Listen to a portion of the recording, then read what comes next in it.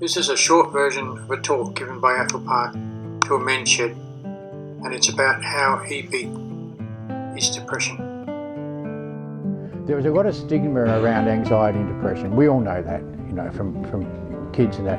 Anyone that had depression was useless, was a no-hoper, were just putting it on. They were just taking advantage of the situation, didn't want to work, were lazy bums. We all know that from the past. That's the whole idea of it. And also in the past, we didn't know how to deal with it. So we used to sweep it under the carpet. Anyone that got depressed in the family, you sort of, oh yeah, that's Billy Joe, but he's got a few problems, But we never spoke about it, Or if somebody committed suicide in the family, that was just definitely not spoken about in the past. I'll never forget when I went through depression. I was living in Bundaberg, and I just was getting tireder and tireder. I was forgetting what I was doing, couldn't concentrate, losing sleep, and just getting worn out, overloaded.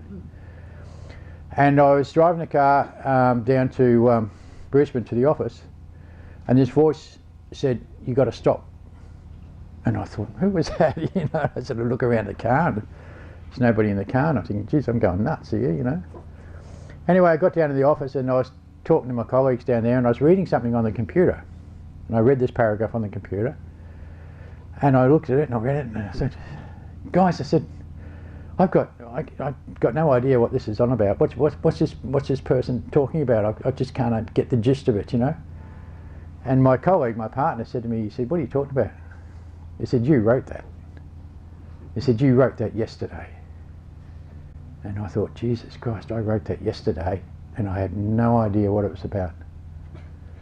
And that's when I realised that I had to stop. I realised that something was wrong. And from an engineer's point of view, when you realise something's wrong, something's broken, you've got to do something about it.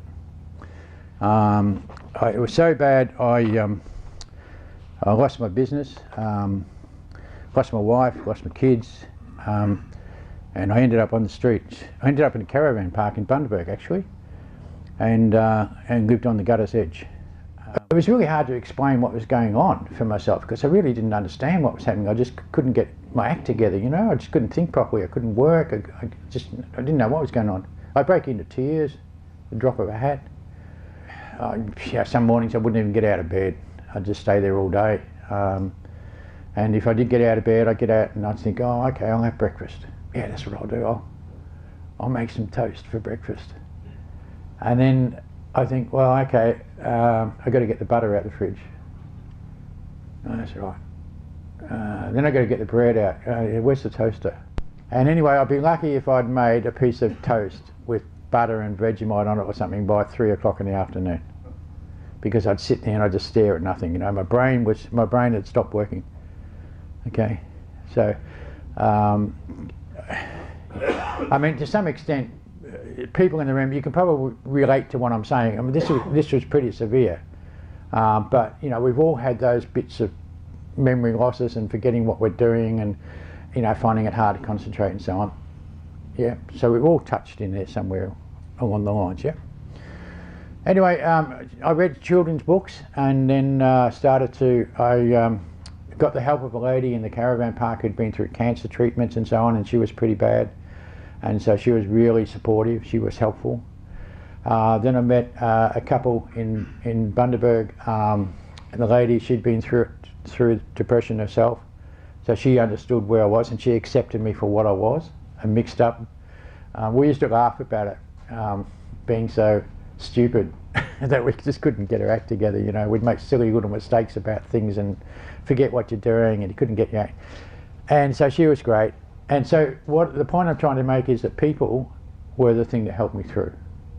Okay, and that's what I want to press on you guys. If you're going through anything like that, or you're starting to feel those ways about it, talk about it, get some help, and talk to other people, and let them help you as best they can, in whatever way they can. Yeah, don't try and keep it locked inside. So gradually I got better, got back into engineering again, and the last job I had, ended up being the senior project manager for Boeing aircraft in Australia, down here at Fisherman's Bend. Yep. So from being a guy that ended up in a caravan on the street with no brain to becoming the senior project manager for Boeing just demonstrates that it's possible to get better. You know, it's possible to improve.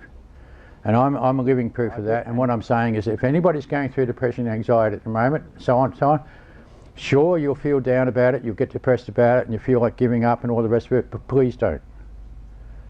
Okay? Because there is a way, you will overcome it if you keep working at it. Yeah? Don't give up. Athol, what are the symptoms of somebody that's suffering from mental sickness? The symptoms are you start to feel bad. You wake up in the morning and you feel like a pain in your chest or gut, right? And you just feel yuck. And then you start to lose interest in things. You get tired and lethargic. You don't want to get out of bed. You don't want to do things. You don't want to do the things that you used to do before. You can't be bothered. And then you start to think negative thoughts about yourself. And then you start to think, oh, I'm no good for anybody. I'm probably better off out of here. Everybody else would be better off without me around. When you start to feel those sorts of things, get onto organisations like Beyond Blue or go and see your GP and talk to them about it. And share it with your mates and talk about it in here as well. Yeah, bring it out, don't hide it. How do you recognise one of your friends may be under that situation, and should you approach them and try and do something about it? That's a really good question. You'll recognise it because you notice that their moods are changing. You notice that there's just something quite not right about them. No, they might be the sort of blokes that walk in the morning and say, hey, how's it going, guys? You know, how's it going? Da, da, da. And then they walk in the morning and they're down in the dumps, they're sort of mouth, you know, and haven't got it together, not focused on what they're doing, don't want to talk. Okay, approach them, go up to them and say, are you okay? And the response you'll get is, oh yeah, I'm all right. And then just no. To say, well, I'm sorry, but I've noticed that you're not okay. Would you like to go and talk about it? And if you're lucky, they'll say yes. They might not the first time, but if you keep it up and give them an opportunity of just being able to talk. And when you're listening to them, don't try and give them any answers. Don't try and solve their problems for them. Just listen to what they've got to say. And just accept the fact that they're okay. That they're still good blokes, they're still all right, but just let them get it out, let them talk about it. So, thanks very much again for your opportunity of speaking with you. I hope you got something out of it, and just to share my story. Thanks again, guys, and thanks for listening to me. If you'd like Athol to give a talk to your shed or organisation, send him an email to athol.park@gmail.com or SMS or call him on 0427 690 555. I hope you've enjoyed this presentation, and I hope and trust that it helps at least one other guy to overcome depression. Thank you.